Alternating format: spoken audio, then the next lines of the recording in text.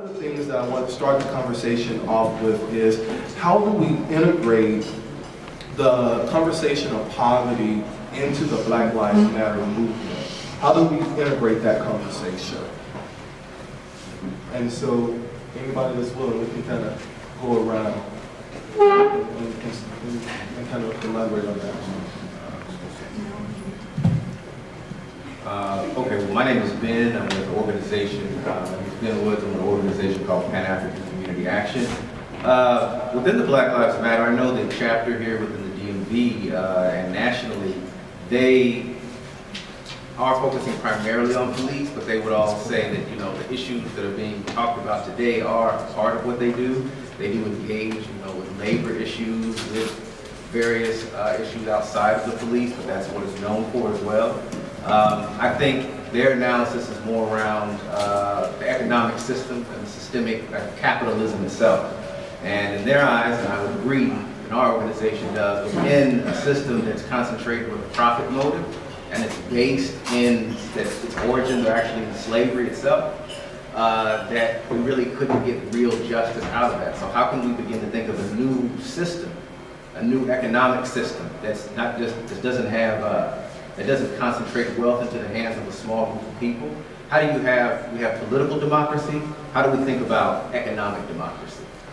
Because we like to talk about democracy in the United States and how it spreads democracy around the world. I think it's sort of challenging the discussion, the discourse around how you begin the process of thinking about economic democracy. And so for our group, we think about our primary campaign is around community control of police, since that's one of the major issues people are focused on.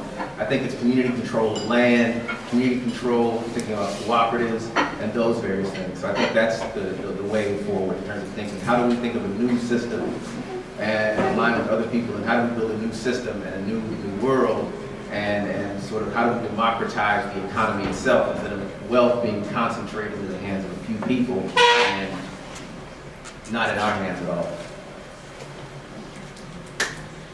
Good morning. My name is Marnita King. I am fortunate enough to be the mayor in the town of Capitol Heights. You're a neighbor to in Prince George's County in Maryland. And you know, looking at it from a political standpoint, looking at it from how we have to look at it as political leaders. You know, Capitol Heights is, although people consider Prince George's County to be affluent, we have a lower income population in Capitol Heights. And our goal is to find a mechanism and a means to make sure that our residents have access to all the resources that others have. It's really about equality and knowledge, the way that we kind of encourage our residents. The information is there.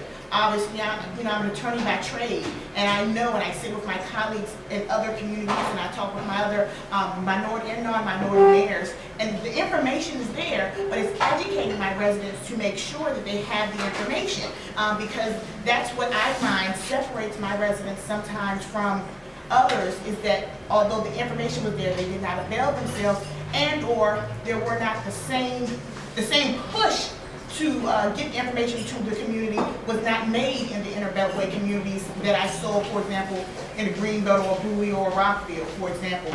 They didn't bring in groups of people to make sure that the information was available to my residents. So as it relates to on a poverty level, I think the Black Lives Movement can really focus on making sure that it's equal push in inner beltway and lower income communities as it is in other communities to make sure that my residents or our residents are educated, that they can avail themselves of the services that are there for everyone.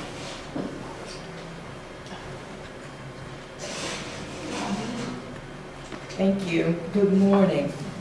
My name is Elaine Williams. I too serve in the fine town of Capitol Heights in the effort to upgrade the poverty, the disparities that are in my neighborhood. As you have to live in a community, to serve in that community.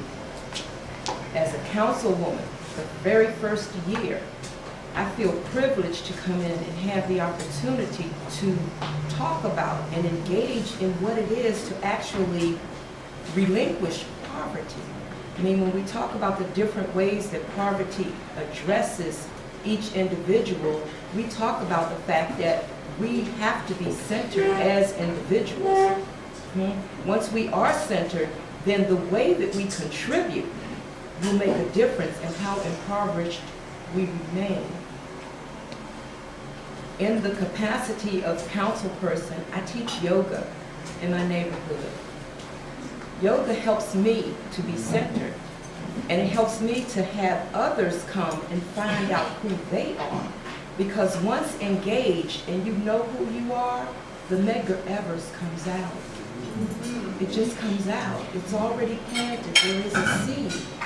And reaching that seed is difficult because we have so many layers of things that we must do. So many layers of things that we have to address. So many different priorities that we forget to address who we are. In my way of thinking, and this is my first year serving, if we find out who we are, each and every one of us, we have a contribution. That contribution will take us to a place that made us community.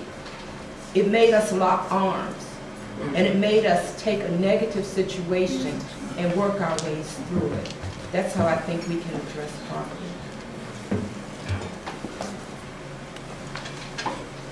Good morning. My name is Curtis Thomas, and I'm here today sort of in a dual role. One, I'm a resident of DC, but I'm also, if you may see my shirt, also a supporter of the Hillary Clinton campaign. So I'm sort of, like I said, sort of serving those dual roles. To address the question, when it comes to poverty and the Black Lives Matter movement, I think we, for one, have to ask ourselves exactly what does the movement mean to us. Because I think that we utter the words Black Lives Matter, and I think also speaking politically, we've asked certain candidates, particularly the presidential candidates, to say these words aloud. And for some people, maybe that's been enough. Or some people, that's been some level of relief or credibility. But I think we have to go much further. I think that we have to ask ourselves, what do these words mean in terms of not only poverty, in terms of race relations? We know that the movement was started particularly after Trayvon Martin, and I'm glad you showed the video of Emmett Till. I think there's a lot of parallel between Emmett Till and Trayvon Martin, that whole case. And so we can ask ourselves, you know, when we think about progress, what does that say about some 50 years later, and we still see some of the same things occurring? But in reference to poverty, from a political realm, I think there's policies that we have to think about.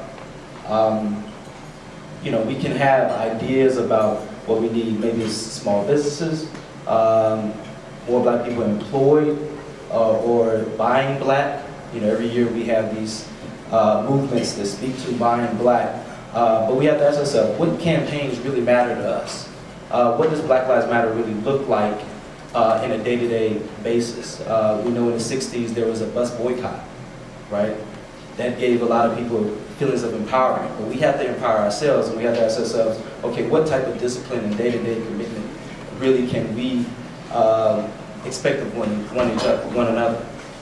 And also, I think, not just politicians. Like I said, I am a supporter of Secretary Clinton's campaign, and I can get into reasons why later on. But I think those are some of the questions we need to be thinking about, particularly as we go forward in this conversation.